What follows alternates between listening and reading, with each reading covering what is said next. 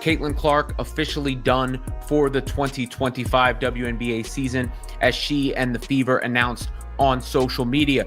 The Fever and Clark saying that she tried to get back on the floor. It appears that she just ran out of time, not able to get enough confidence back in her body as the season wraps up and the playoffs are likely about to begin for Indiana. Caitlin Clark is officially out for the season.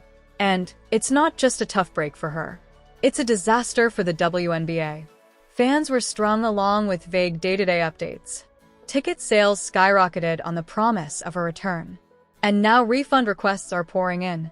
How did the league's golden goose, the one player driving ratings and attendance, end up sidelined with a string of cascading injuries that looks more like mismanagement than bad luck?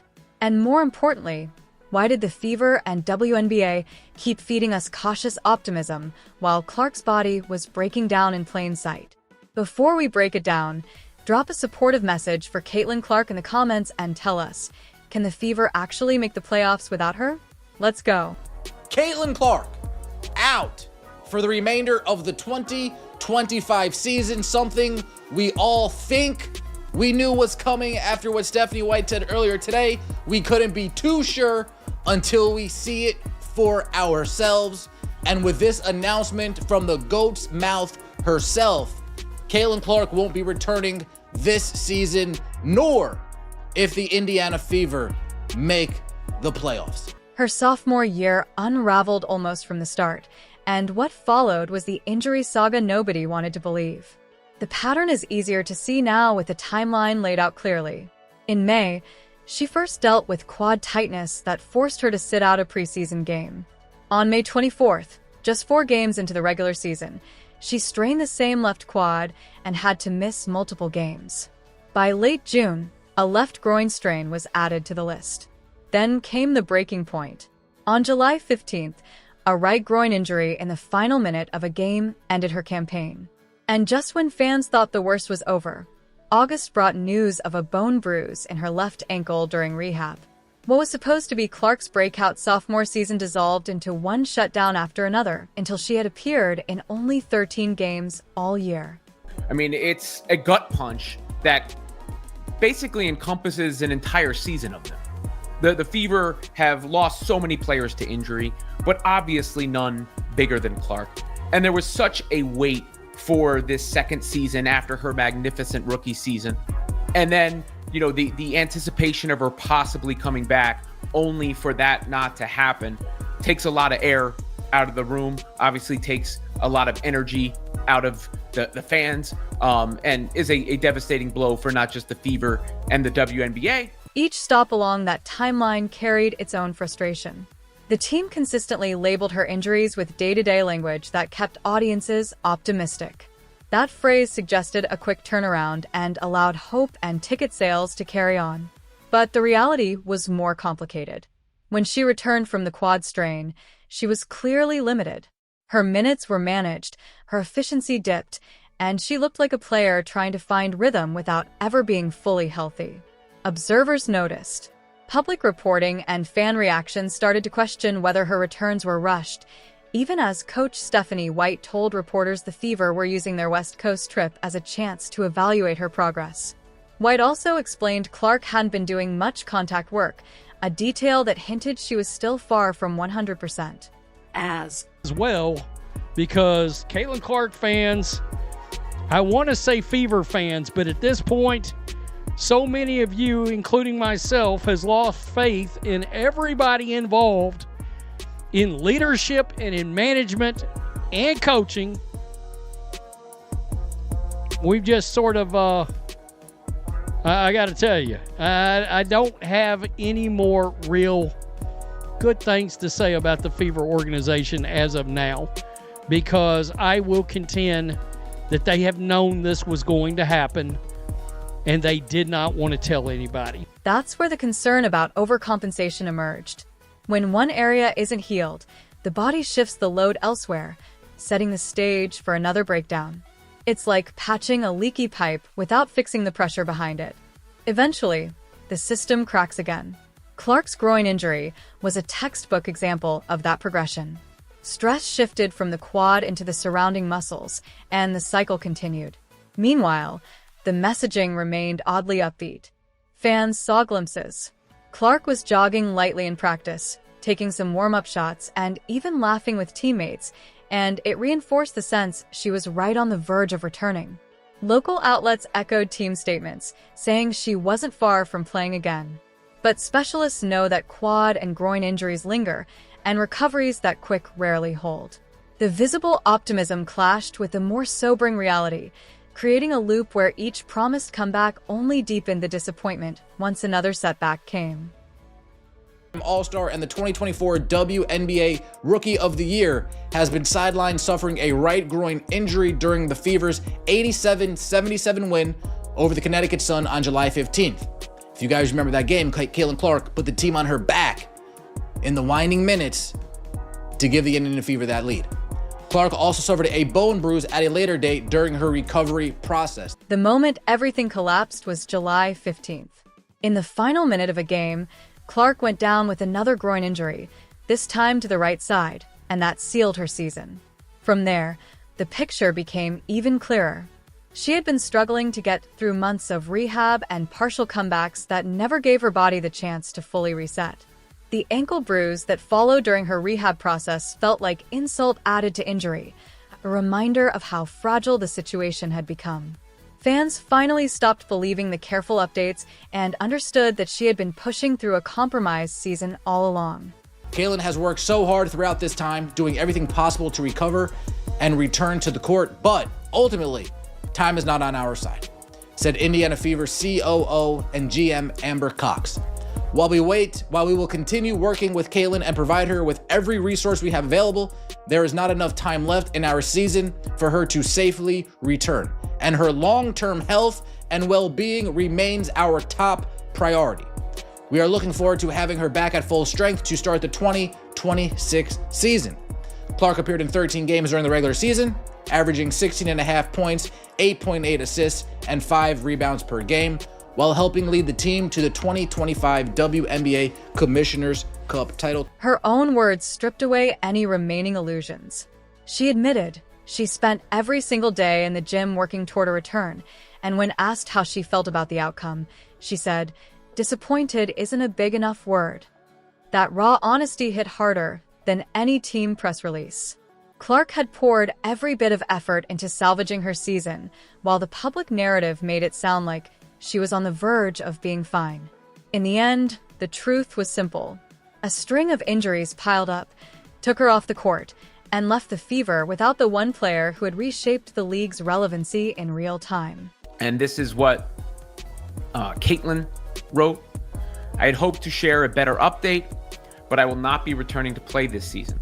I spent hours in the gym every day with the singular goal of getting back out there. Disappointed isn't a big enough word to describe how I am feeling. I want to thank everyone who had my back through all the uncertainty. This has been incredibly frustrating, but even in the bad, there is good. The way fans continue to show up for me in the Fever brought me so much joy and important perspective. I'm so proud of how this team has only gotten stronger through the adversity this year. Now it's time to close out the season and claim our spot in the playoffs. And there's one more layer to this. As Clark's injuries piled up, many couldn't help but notice the physical toll she absorbed every single game. The league promoted her as the new face of women's basketball. Yet, her body broke down under constant pressure. Fans began asking a harder question. If she was already dealing with this many setbacks, why did it seem like no one was protecting her on the floor? That's where frustration shifted from injuries themselves to the way she was treated on the court and the lack of help from referees who watched it happen. That frustration spilled over into something bigger. The debate about how Caitlin Clark was being officiated and how the league chose to handle its brightest star. This is the story of bullying on the court, referees under the microscope, and the gamble the WNBA made with its golden goose. Well, it all started last year, in her rookie season, where she received 20% of all the flagrant fouls in the league. And most of them came from Angel Reese in the Chicago Sky. And these weren't basketball plays. They were not only fouling her, but they were getting up, laughing about it, laughing about Caitlin Clark getting assaulted. any other work environment, people go to jail for what's going on. Many fans and media voices began pointing to a troubling pattern. Clark was taking heavy contact, but the whistle wasn't consistent. Observers argued the officiating never seemed to adjust to protect a marquee player. Every nationally televised game seemed to feature moments where hard fouls went uncalled, and social media lit up with the same question. Why is the league's most visible star absorbing so much punishment without protection? Urge DOJ and FTC to investigate WNBA's misleading practices. Wow. Wow, wow, wow, wow, wow. So we are here now. We are here now. And what's crazy about all of this is that, guys, this is I'm not going to come on here and say that they're going to lose. Because if there was an investigation going into this team, they're not going to lose this investigation. Oh, they're going to win. Whoever is representing Caitlyn is going to win. It wasn't speculation. Out of nowhere, there were receipts and clips of Clark being hit, shoved, and outright bullied each and every time she stepped on the court. Plays like that fueled the outrage. Fans paused their feeds and replayed those sequences in slow motion, pointing out slaps across the arm, shoulders lowered into her chest, and physical play that appeared well beyond letting them play. For commentators, highlight shows, and even casual viewers, it became not just about basketball, but about whether officials were treating Clark differently. And last year, I noticed how much it was just Caitlyn Clark. Caitlyn Clark was taking all the hits. Caitlyn Clark was taking all the abuse. But this year they've added Sophie Cunningham. She gets more flagrant fouls on her than anybody in the league besides Caitlyn Clark. And Aaliyah Boston, she's been taking hits as well. But the worst thing is the consistency. So they don't call flagrant fouls, or most of the time, Caitlyn Clark could be held for an entire game at a time. They don't call fouls. They don't call common fouls. This wasn't only about fairness, though. It had real consequences. Unchecked physical play meant more stress on a body that was already dealing with quad and groin troubles. Combined with the hits she took in live action, plus the later setback of an ankle bruise during rehab, the buildup created an environment where a season-ending collapse became more likely. We don't have proof of a deliberate cover-up, but the pattern of opaque communication and vocal public outrage is undeniable. They play against Breanna Stewart. She goes to the line 14 times. Asia Wilson goes to the line 13 times. And Aaliyah Boston can't play 20 minutes in a game without being on the bench in foul trouble. That's another problem that we're dealing with. But like I said, this year, it's not just Caitlyn Clark. If you wear that Indiana Fever jersey, consider it done. The refs are not going to be fair, and they are going to cheat and do whatever it takes to do what the higher-ups say. Critics also tied the narrative back to commercial decisions. The Fever and the league kept labeling Clark's status as day-to-day, even as weeks stretched into months. At the same time, sold-out road games went forward, arenas expanded to meet demand, and tickets soared in price. When Clark was officially ruled out, frustration erupted because fans felt they were promised something they'd never realistically get. The perception formed that commercial interests, the guarantee of full seats, and national ratings were treated as a higher priority than clear, transparent updates about her actual health. For the last 2 weeks, Stephanie White knew where this was going to end up. I would say for the last month or so, they kind of had a feeling where this was going to go. The main issue, another day-to-day injury that turns into a season ender. Another day-to-day injury that turns into a season ender. And if you don't call that a lack of transparency, I don't know what to call that. That perception matters. Take a step back and you see how the conflicting storylines fueled mistrust. Glowing marketing about Clark as a generational star on one side, visible punishment on the court, and vague injury timelines on the other. Fans connected the dots, concluding that officials downplayed severity while referees swallowed whistles, all to sustain the league's short-term boom. Whether or not intent can be proven, the credibility hit is real. And for the WNBA, credibility is everything right now. Clark's presence meant surging ticket sales, higher TV ratings, and buzz that rival men's coverage for the first time in years. Losing her, not just to injury, but amid a public storm of criticism, was exactly the scenario the league couldn't afford. Now broadcasts face dimming spotlights, playoff races feel flatter, and the Fever's title hopes evaporated as fast as the announcement dropped. They could have easily said 2 months, 1 to 2 months. Be evaluated in the next 6 weeks. Instead, they played this day-to-day, game-time decision, probable, questionable nonsense for the last 8 weeks. And that is why fans are so pissed off for the most part. I'm not going to speak for everybody, but I know if they were upfront and didn't BS us, people wouldn't be that angry at the organization, at least not as angry as they are now. So that leaves the question hanging in the air, with Clark sidelined and the Golden Goose gamble backfiring. What happens next to the team built around her? The attention now shifts directly to the Indiana Fever and whether they can keep their season alive without the player who transformed them into a national draw overnight. Right now, the pressure couldn't be higher. The Fever sit at 21 wins and 20 losses and are fighting to hold on to the 8th and final playoff spot with just 3 games left. The Los Angeles Sparks are only a game and a half behind, which means every possession down the stretch could decide whether Indiana extends its season or watches from home. Without Caitlin Clark, the challenge has shifted from hype and headlines to pure survival. The Fever's still likely to make it into the playoffs, and I do continue to credit their resilience and what they've put up with and what they're capable of, and they will go down swinging when they do eventually go down, because I just don't think they have the talent to stay up at this point.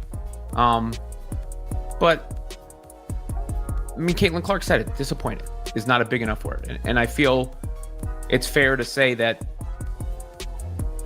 you know, for any right-minded person, that's the word on everybody's mind, getting the news that CC's season is indeed done. That urgency has forced the roster to rely on its remaining leaders. Kelsey Mitchell has become the engine of the offense and is keeping Indiana afloat with her scoring. She's the veteran who knows how to steady a half-court set or create points when nothing else is working. Aaliyah Boston, 2-time All-Star, has done the same inside. She's the anchor in the paint, rebounding, defending, and demanding double teams that create opportunities for others. Role players have also stepped into bigger moments. Lexi Hall has carved out her place by defending on the perimeter and setting a physical tone that gives Indiana an edge. Sophie Cunningham's shooting and toughness on the wing provide stability when games slip into chaos. These players may not light up box scores every night, but they've been called stabilizers by coach Stephanie White. Exactly what a team in playoff contention needs in Clark's absence. It's unfortunate that we were robbed of Caitlin Clark's sophomore season. She came out with a triple-double against the Chicago Sky. Triple-double first game of the season.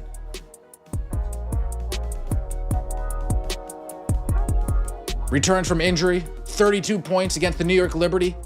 The best 45 seconds in the WNBA this year. Pull up 3, bang. Pull up 3, bang. Pull up 3, bang. 9 points in 40 seconds. The Fever have also leaned on practical roster moves to hold things together. Hardship contracts and veteran signings, like bringing in experienced players like Odyssey Sims, Chloe BBY, Ari McDonald, and Shaw Petty, have helped plug gaps, especially when fatigue or foul trouble stretched the rotation thin. Those signings were never about star power, but about giving White the flexibility to keep her team competitive when depth became an issue.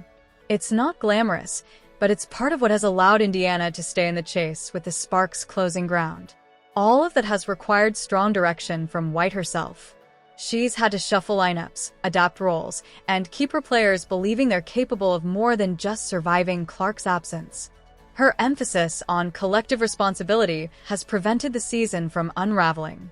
Instead of leaning on one player, she's highlighted the pieces that together still form a roster with a chance to fight their way into the postseason.